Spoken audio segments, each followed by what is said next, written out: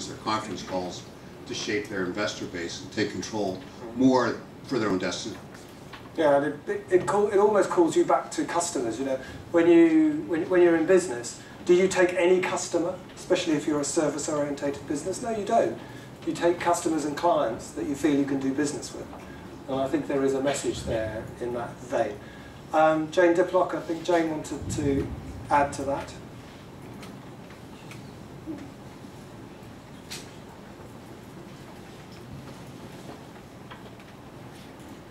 Thanks, Paul. I think this is a very important debate. And some of you may have read in The Economist last week a statement by Schumpeter, the columnist, and it was entitled "The Tyranny of Long-Termism." And it was quite mocking the thought that anything other than short-term capitalism and the gains of the short-term investor were of real importance, and was suggesting that long-termism, or the thinking about long-termism, is only of value to the old economy. In other words, those businesses which are merely growing incrementally and changing incrementally, and that modern businesses, where, as I think he put it, they have to pivot on the turn of a dime, as they change their business models, are not, should not be looking at long-termism. And I'd just like to hear the panel's perspective on this, because I think it's a very important question when we're looking at integrated reporting. Who wants to start? Mr. Fekon, I'm going to pick on you. It's really difficult to talk about the long-term approach in Turkey, because in general, because of inflation, we are very much short-term looking view. But of course, we should improve it to have long-term views, especially we try to do it for capital market, because I mean, you may gain some big profit for the short term, but for the long term you will have a sustainable return. I mean, it is not the target to have some gain in the short term, because in the long term you may lose it, because you may gain and lose. But if you have a long-term view, you will surely gain, and you could see it when you look at the life cycle of the big companies.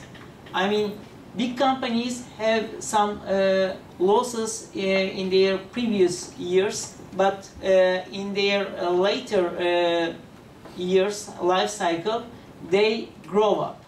So I think integrated reporting should be taught as a long-term approach, because it is something to do with value creation, and you cannot create a value in a short term.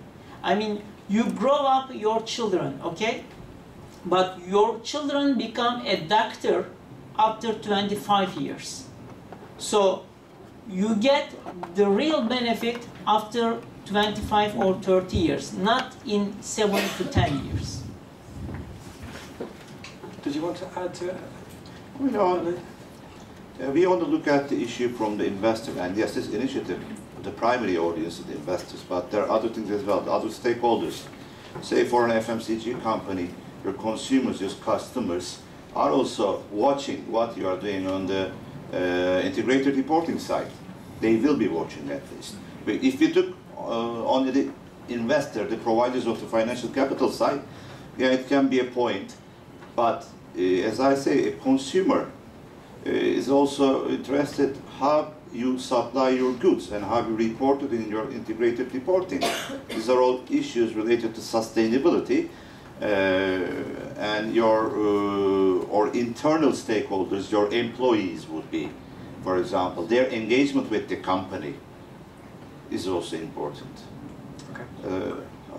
Thank you. Did you want to?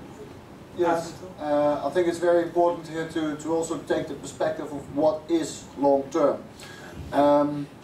25 years, I agree more on that side, and I don't think there are many investors that stay invested for 25 years in one company, unless they sort of have to. When I hear investors talk about their long-term investments, they talk about investments 5 to 7 years. That's what we talk about in the investment industry, not the 25 years.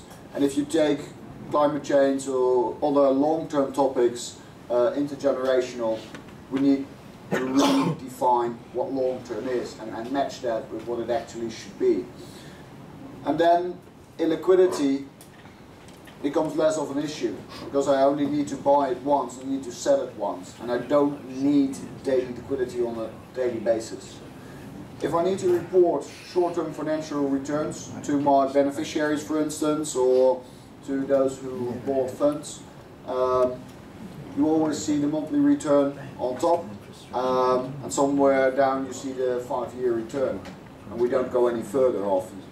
So we really need to change the way of thinking, that way of reporting in the financial industry as well.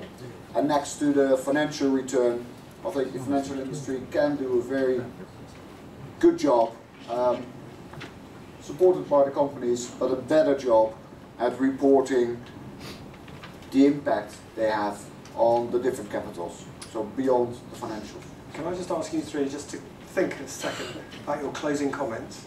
And I'll come to you, Huguette, in 1 second. Can I just say that this reminds me, this long term, also about the comment by Mark Carney, who's the Governor of the Bank of England, that Mervyn spoke about in his speech, and is also the chairman of the Financial Stability Board of the G20. And Mark Carney actually talked about the tragedy of horizons. And he talked, I think, to the point about that the capital market system does not deal with the horizons that actually society and business in general has to deal with. And that is a tragedy that needs to be resolved. I don't think he came up with an answer, but nonetheless he raised the issue very significantly. This was at the World Bank meetings last month, the annual meetings of the governors of the World Banks, of the central banks. And I think it's really important that we don't lose sight of that tragedy that he alluded to. So the very last question, I've got a second last question, but I just raised a whole teacup, but I am aware. Huguette, do you want to? I don't know whether you want to deal with this particular aspect. It was on a follow-up to that, actually, yes, it was. Thank you. Okay, thank you. That's very kind. Thank you. Thank you. It's just to build on that point, because if that indeed is true, which it is, the integrated reporting is asking a lot of companies, because they're essentially addressing those to the capital markets, who by the definition and by Mark Carney's statement are not equipped to deal with the long-term aspects that we might be asking the companies to comment on in terms of their long-term value creation. So you've got this inherent contradiction almost, that however wise and however thoughtful the people, the boards who put together the integrated reporting are when they do so, they're essentially addressing a short-term market. And you're asking the people who trade in that market to come to an evaluation about whether the commentary about long-term value creation is worth anything tomorrow when they trade. And I just wonder if anybody would like to comment on that inherent challenge. Well, the challenge to the way that we, sorry, just to cut us out a little bit, the challenge that we see it in the IRC is actually to challenge the investor community in the capital markets, to say that you should be stewards of the businesses that you invest in, not traders. And the whole stewardship agenda, which is, you know, the reason there are 130 companies in Japan doing integrated reporting this year, and we're expecting 400 next year, why do you think that is? It's actually because Japan have brought in a stewardship code. And the investors are starting to have to look at those issues. They're now bringing in a corporate governance code, so the company's going to have to look at those longer term issues. And they've said that integrated reporting is a joiner of the stewardship and the corporate governance. To some extent, and it may not be the complete answer, but it is about don't just leave investors where they are, make them uncomfortable. We have to change that capital market system just as we have to make it evolve and go with speed, just as we're trying with the businesses. It may not be the complete answer, but I hope it addresses it to some extent. Huguette, you can have the final word. Is it working? Thank you, Paul. I have two questions, and there may not be time for answering any of them, but one of them goes back to the investment community. And my question is, I presume that pension funds today would not be investing in armaments, you know, or armaments or anything that would be destabilizing our world. You know, I take that for granted. I'm looking at pension funds. And if I'm right on that, then to reverse that, do some of the large contributors, are they beginning to put pressure on investors to deal with the sustainability aspect? I'm just looking at one aspect, the sustainability aspect, because of some of the climate extreme activities that we've had in the last period of time.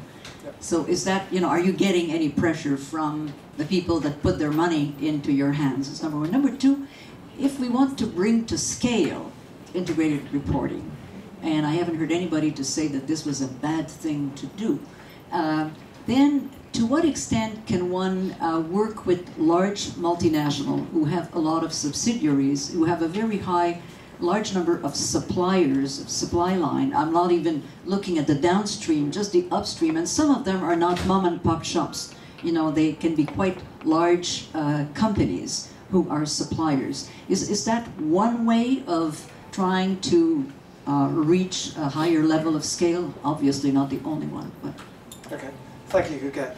Actually, Mervyn just pointed out that one of the reports in terms of pension funds and the trustees of pension funds, Tomorrow's Company have done a very interesting report on the role of pension funds and the trustees of pension funds, which you might want to look up as part of that discussion. So, we're going to go to closing remarks, and hopefully you can pick up on Huguette's points at the same time. Shall we go Eric, and then Hanouk, and then Mustafa? Yes, well, first to pick up on your point, yes, there is increasing pressure, and I'll keep it short. I think we are now focusing on what not to do, like armaments, and I think it should turn to what do we do, what do we see as value creation, and some funds are taking that turn in different ways. And that's the way we should go, I think. And then I come to the closing remarks. Yes, I do think that value creation is important as a person, also as someone who buys something from a shop, as a civilian when I vote, as a father for my children, and yes, I'm the same investor as well. So also in my investment profession, I feel these things matter. And value creation should be part of normal investing, and then I mean value creation in the broader sense, and not just looking at the financial return. And we need to get there. Capital that throughout our education that we look at as financial now is being described in 6 different forms, which is the IIRC is now bringing with the framework. This is important. On the environmental side, at the beginning of the speech, I said that realities, it's not sustainable anymore, this production, demographics and everything, we must do something. On the financial side, there are these crises, the investors, everybody lost the trust, companies need to gain back the trust. And also on the accounting side, this 30 years shift on the intangibles that form about 80% of the market capitalization of firms.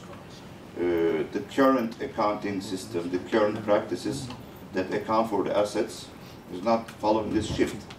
So there needs more to be done. So this will the solution, the right answer would be integrated reporting. It doesn't undermine financial reporting. Financial reporting is a must. But in a broader term, the companies should report. Thank you. Well, my last point is that there is no doubt that we should implement integrated reporting. I mean, we should do it that, but we should take incremental steps and be patient in doing that, because it is sometimes difficult to see the concrete results For example, climate, there is climate change, but climate is changing since decades, okay? And you could see the outcome of your investment not only in a short period of time. In 5, 10, even 15 periods of time, you may see your investment for integrated reporting, because integrated reporting covers not only financial investment, I mean non-financial investment that you make in your social policies or educational policies. So we should be patient and take very small steps in reaching our goals.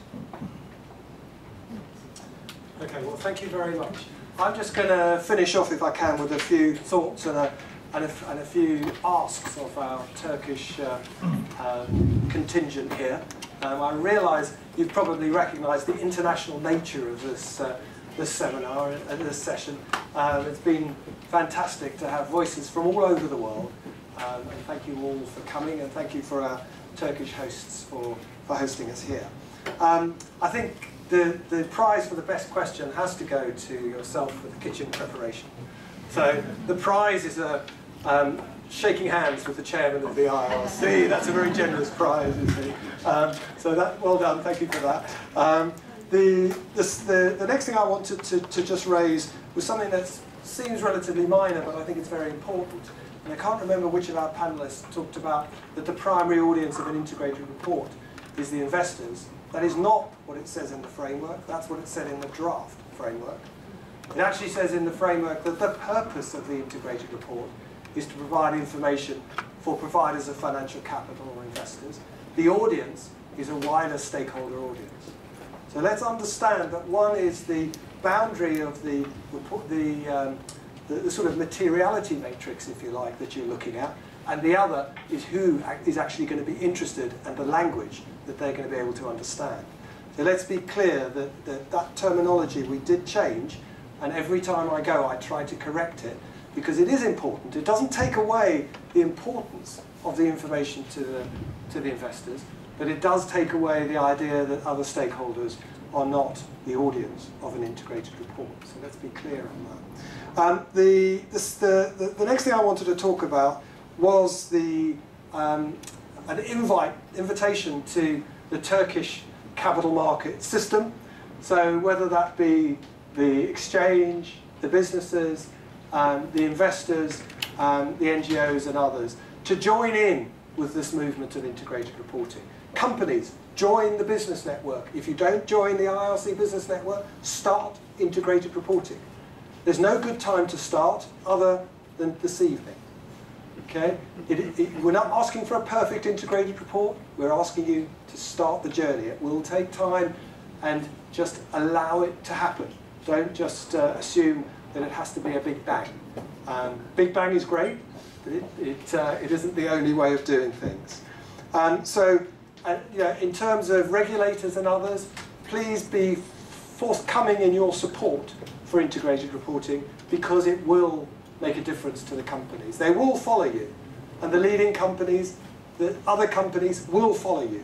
That is what we've seen right throughout the world. So please step up if you can, and if we can help in any way to make that happen. All you have to do, there is this thing called email, I think, or the telephone, and we will make sure we're there to support you. The final thing, before I say thank you to the speakers, is really just to come back to the G20.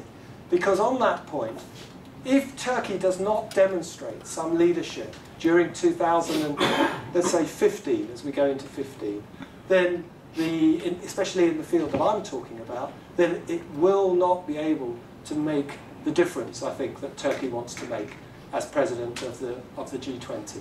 I was picking up, in fact, my colleague Jonathan Lebray sent me the stuff from the Prime Minister of Turkey. Was it this week? Yes. It came out, actually this week was, what's today? Tuesday? I lost track. 2nd of December, yeah. The Prime Minister of Turkey talked about that Turkey's approach to the G20 will be philosophical, symbolic and practical, which is the one I think I'd like to pick up on. And he talked about that it can be summed up in 3 I's: inclusiveness, implementation and investment for growth. Integrated reporting is a tool for all three of those. And let's make sure that it's on the agenda as we go forward into the middle of November 2015. You carry a great responsibility, I'm afraid, but you took it on. So I hope that we can help you deliver on that responsibility. But before we finally close, please, ladies and gentlemen, can we put our hands together for our fantastic panel?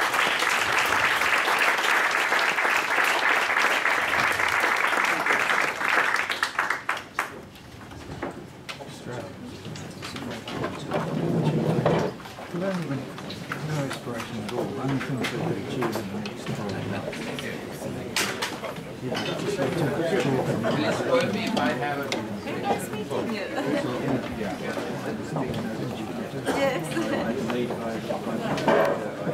Unless you plan 5